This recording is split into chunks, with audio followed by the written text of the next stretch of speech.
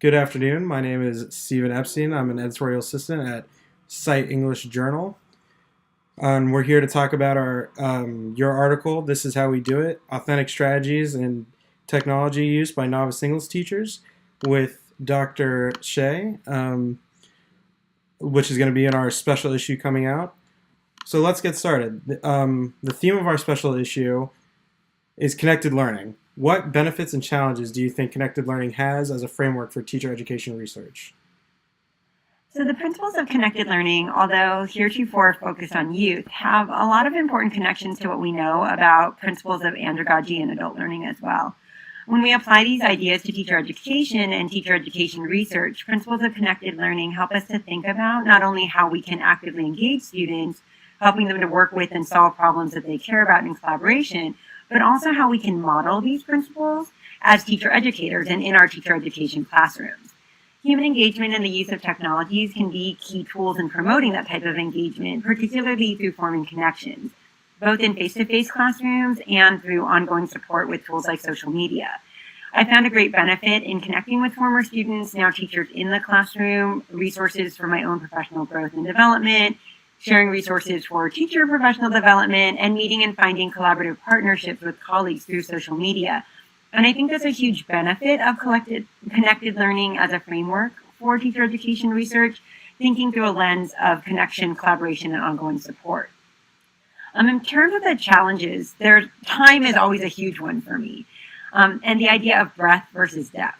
I think the more connections I make, the harder it can be for me to nurture and foster meaningful relationships. I've had numerous people come to me and tell me that they love my tweets or follow me on Twitter, or they've read my blogs, which I also tweet and post. And I'm always grateful that I've made some type of impact, but sometimes I feel like I wish there was more time to interrogate the types of connections and benefits people saw in these tweets and posts. I'm also involved in multiple online communities, and that can just be difficult to manage in terms of time and balance as well.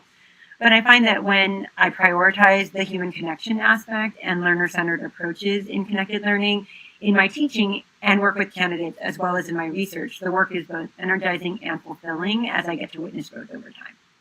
That's really interesting. Now, can you tell us a little bit about your article in the upcoming special issue? Sure. My article is a case study of the choice making of two English teachers who began as teacher candidates in my pre-service literacy course and were introduced to a variety of technology-based tools that could support their classroom practice. So a lot of the research in this area previously focuses on the use of technology, and I titled it This is How We Do It because I really wanted to focus on choice.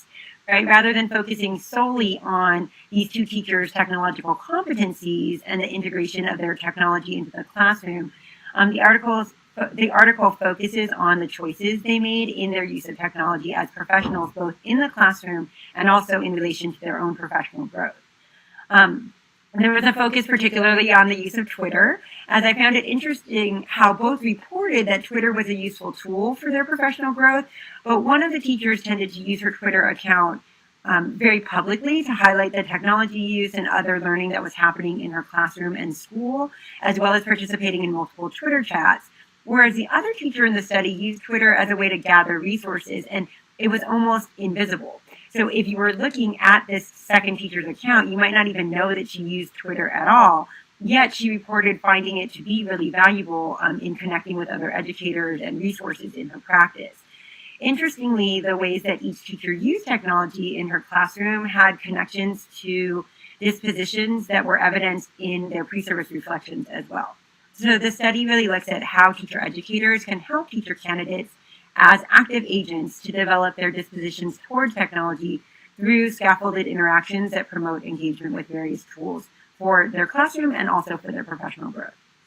That's really cool. You mentioned in your article a need for more technology in teacher prep programs. Can you speak a little bit more to that?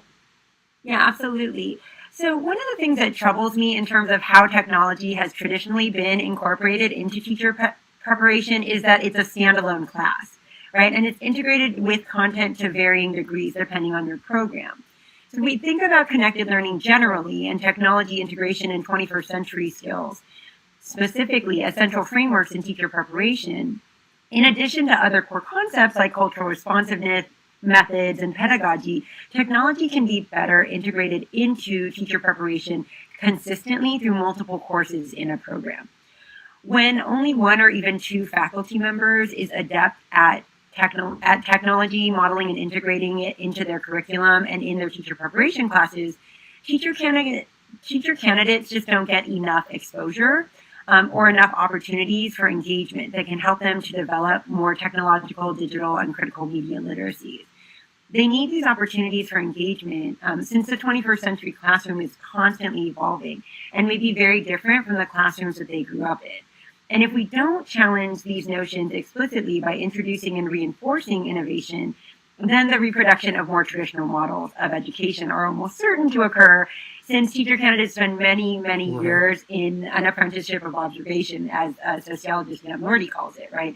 They watch their K-12 teachers teach in more traditional ways, and they just fall back on that, especially if they were good students. And so if we want our teacher candidates to be able to make thoughtful choices in relation to technology, they've really got to have more exposure to that in their teacher preparation programs throughout multiple courses. Right. Well, thank you for joining us, and be sure to look out for the special issue being released June 1st on citejournal.org. Thank you so much.